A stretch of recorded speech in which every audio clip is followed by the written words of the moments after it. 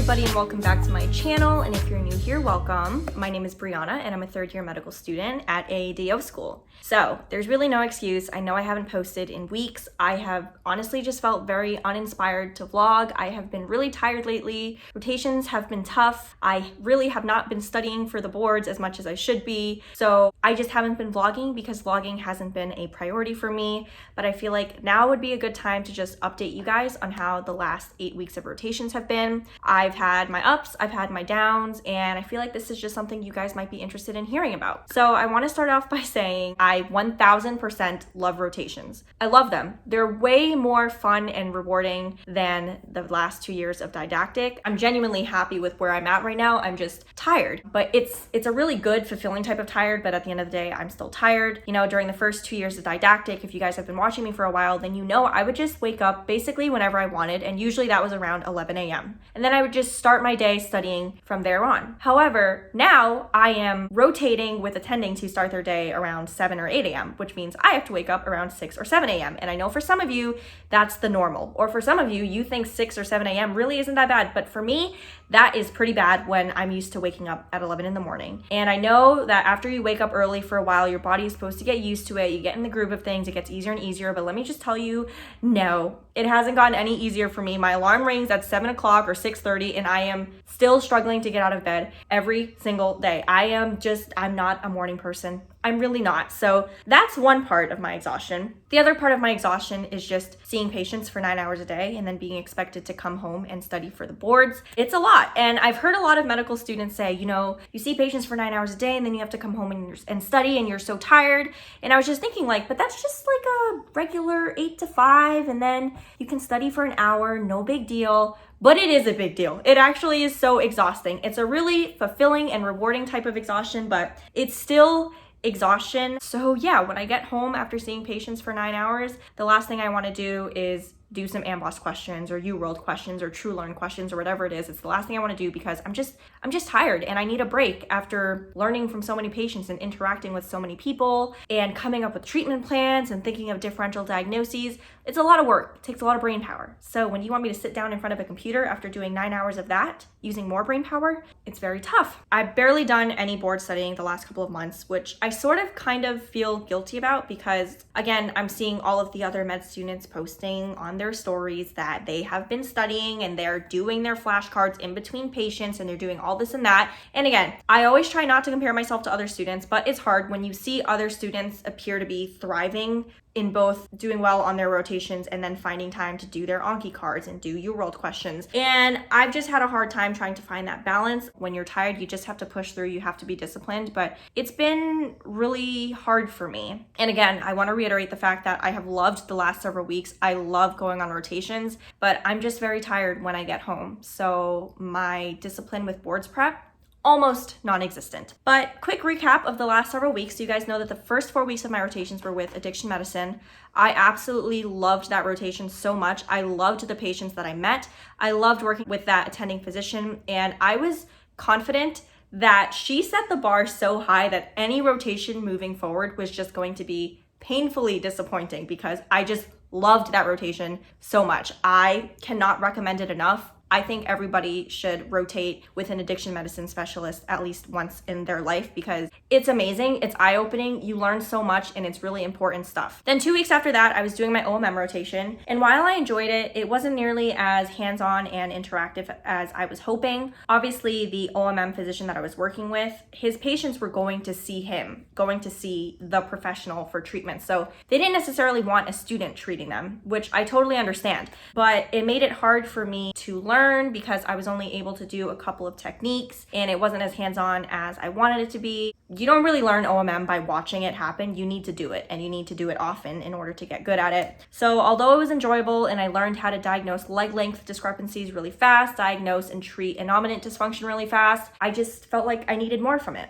Now I'm 2 weeks into my internal medicine outpatient rotation and I love it. Internal medicine outpatient is literally where I feel like I thrive because For a year and a half prior to med school, I worked as a medical scribe for about 11 different intern doctors. So I feel like this is just where I'm most comfortable, and this is the type of environment that I'm most used to when it comes to patient care. So I've loved it so far. The attending physician that I'm working with is phenomenal. He is incredibly smart. It's almost intimidating how much he knows. It's just nuts. I feel like he knows everything. And I always feel stupid when he asks me a question that I don't know the answer to, but he always reminds me that he has been doing this for nearly 40 years, and I haven't even been a doctor for one. I've only been a student for less than 3 years, so he doesn't expect me to know everything, and I hope that you guys watching this understand that when you go on rotations, really none of your attendings expect you to know everything. They just expect you to go there to learn, to be responsible, to be respectful, and to be professional. And yeah, they don't think you're gonna know everything. And I am honestly much harder on myself than he is. He's always trying to hype me up, tell me that he thinks I'm smart, that I did a really good job, that I'm very professional, that I'm gonna do great, that I'm gonna be great. And it's always myself who's being self-deprecating and doubtful and wondering whether or not I deserve to be here. I'm planning on basically just filming the next 4 weeks of internal medicine and then putting up a video once every 6 weeks at the end of every rotation. For those of you who are hoping to get a video from me every single week, I am very sorry, but I just feel like it's really hard to film when you're on rotations because I can't film the doctors, I can't film the nurses, obviously can't film the patients, so there's really not that much content throughout the week. So I just think that compiling 6 weeks of content is probably gonna be the best way to get you guys a worthwhile video. Now that all of that's out of the way, I want to talk about 2 patient experiences that were kind of horrifying for me and made me feel really crappy 2 weeks into rotation, literally during my addiction medicine rotation. I had a patient who was not very nice to me, and I kind of beat myself up for it for much longer than I should have. That's just the type of person I am. The addiction medicine physician who I worked with is board certified in both primary care, addiction medicine, and OMM. So one of her patients had come in just for OMM treatment. Whenever a patient comes in, the medical assistant will ask, is it okay if a student comes to see you? And the patient totally has every right to say, no, I'd rather just see the attending. But this patient said she was fine with going to see a student. So I go in, I introduce myself, and immediately I feel that the vibe is off. I feel like she doesn't want me in the room. I feel like she's annoyed that I'm there. So I already feel a little bit uncomfortable, but I stay professional and I do what I'm supposed to do in there. I try to get her history. And while she's talking to me, she's just giving me really short, direct answers. Like she really doesn't want to talk to me. And then I ask her if it's okay if I start diagnosing her somatic dysfunction and start treating her. She says, yeah, that's fine. She lays down on the treatment table and I start doing some soft tissue techniques on her back. And I ask her, is the amount of pressure I'm using okay? Am I using too much? Am I using too little? And I kid you not, while she was laying down on the exam table, she literally went like this. No, it's not too much pressure. It's certainly not too much. If anything, it's too little. Actually, if anything, all I feel are your damn nails digging into my back. So I'm like, but on the outside, I'm like, oh my gosh, I'm so sorry. Let me adjust my grip. How is this? And so at that point, I'm like, great, b.eeana, you freaking suck at OMM. You should have cut your nails shorter. You're a freaking idiot. You just caused a patient discomfort. You're the worst, okay? So then about 15 seconds later, I move on. I do another OMM technique. And then the patient goes, now this, whatever you're doing right here, now this, I love this technique. This feels so good. You're doing amazing right now. This is great. My son's actually outside. Could you bring him in here and teach him how to do this technique so he can do it for me at home? And on the inside, I'm like, but on the outside, I'm like, oh, I'm glad this treatment is really helping you. I'm glad this feels good for you. But I'm just taken aback that she went from 0 to 100 in the span of 15 seconds. Or if anything, she went from 100 to 0 in 15 seconds. Anyway, I finish up. I tell her the attending's gonna come in. I go back out. I report back to the attending that I don't think the patient wanted me in there. She didn't like how I was doing OMM on her, but then she also switched up on me real quick. 30 minutes later, the attending physician comes back out. Her patient is sobbing, crying. I hear her yelling down the hallway that this attending physician is the best doctor she's ever had. You're the only doctor that's ever listened to me. You're the only one who actually cares. You're the best doctor I've ever had. All of these other doctors, they're selfish. They don't listen to me. They don't care about me. They've never treated me as well as you do. I'm just so grateful to have you. She's going on and on and on talking about how this attending physician is amazing, a godsend, the very best, and every other doctor in the world sucks. So this is giving me personality disorder vibes. I talked to the attending physician. She's like, I hope you didn't take anything that she said personally. This patient does have a personality disorder, so anything that she was saying, it wasn't really directed towards you. Just know that. But of course, I beat myself up the rest of the day anyway, because I'm like, great, your nails were too long and you suck at OMM. That wasn't a great experience to have like a week and a half or 2 weeks into your rotations, but that's what happened. And now this past week, I didn't have a patient who was mean to me. I had a patient who was racist to me, and I feel like that was probably even worse. Basically, I had a patient come in. He was upset that we still had to be wearing masks. He started talking about COVID. Then he started talking about how COVID was designed in a lab by the Chinese. And then he started talking about how the Chinese sent the virus over here to try to kill the Americans. And then he compared the coronavirus to how Christopher Columbus brought over a bunch of diseases that killed the Native Americans. But keep in mind, he was calling Native Americans Indians, and he was talking about how basically what China was trying to do was like do the same thing, wipe out an entire population of people by bringing over this disease. Then he talks about, oh, but it wasn't really Christopher Columbus. If you think about it, the Indians were violent towards one another. They were killing each other more than the Europeans were killing them. And it just became this whole uncomfortable, disrespectful thing. And I was just very uncomfortable. And of course, I'm sitting there with my mask, so he can't really see the faces I'm making, but I just feel weird. And then he starts going on and on and on again about the evil Chinese, the Chinese this, the Chinese that, the Chinese are selfish, they want to kill the Americans, and just all these terrible things about people from China. And then he turns around, he looks at me and says, "What are you? You're Japanese, right?" Homie thought he really did something there. He really thought he did something there. I look him dead in the eye and I say nothing. And the attending physician goes, "No, she's not Japanese. She's Chinese American." And this guy goes, "Oh God, you're Chinese? Well, what part of China are your parents from?" And I'm like, oh, should I even bother answering this guy right now? But I'm like, my dad's from Hong Kong. And he says, "Oh, Hong Kong? Well, thank God.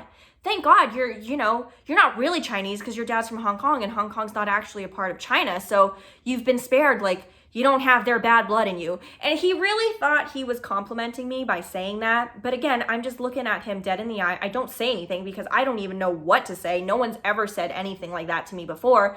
I'm just incredibly offended and uncomfortable. And then he asked me what political party I'm in, and then it just got even worse. And again, I just stay silent throughout the entire encounter because I didn't know what to do. And as a medical student, you're at the bottom of the totem pole. You have no power. And I was afraid that if I spoke up and said what I wanted to say in like, a feisty little comment, then I would have gotten in trouble. So obviously I just try to stay professional and I don't do anything. And obviously the attending physician tries to get the patient to steer the conversation in a different direction. And he's doing his best to protect me, but what are you even supposed to do in that situation? If any of you know what I'm supposed to do in that situation, please let me know. When I do become an attending physician, I just know for a fact that I'm gonna have patients who say racist things to me or say racist things to other people. At that point, what do I do? Because I know I'm supposed to still prioritize the patient's care and their health and make sure I'm being unbiased and give them the best care possible. And while standing up for other people who are being abused and discriminated against is something I can totally do, when it comes to someone being mean to me or saying racist things to me, I generally just shut down and take it, and I don't say anything. So if any of you know what I'm supposed to do in that situation, please let me know, because that was really not a good experience for me. And now I know I just told you 2 really crappy experiences that I've had. Please believe me when I say that the other 99% of patients that I've interacted with have been really, really nice. They're welcoming. They love having me learn. They compliment me. They tell me that I'm really professional, that my bedside manner is great, that I seem really competent, that I'm gonna be a really great doctor, and that they wish me the best of luck and all of that. So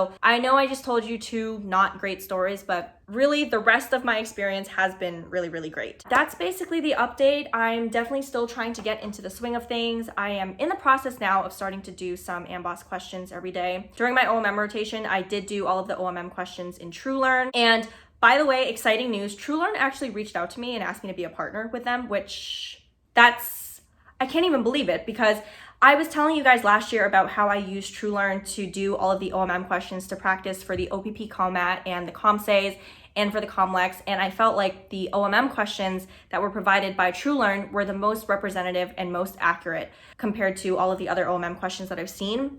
They just seem most representative of the types of questions that you see appear on the COMAT, on the COMSAYS, on the COMLEX. So I feel like the OMM questions on TrueLearn are the best practice for the COMLEX. And of course, TrueLearn doesn't just have OMM questions, they have regular questions for the rest of the COMLEX as well as questions to practice for the USMLE. So I do think that TrueLearn is going to be a great resource, especially for those of you who are planning on taking the COMLEX. And I have a link down in my description. If you use that link to purchase TrueLearn, you'll actually get a small discount, and in all transparency, that is a commission link. So after a certain number of people use that link, I will get a small percentage of commissions. But yeah, no pressure. If you guys are interested in a really good QBank, I would highly suggest TrueLearn. And if you do want a little discount, you can use my link in my bio. But aside from that, I am just going to try to get through the next few weeks. Again, I will see you guys in 4 weeks when I finish up my 6-week internal medicine rotation. That's when I'll post another vlog. But if there's any other content that you guys want me to film to kind of throw in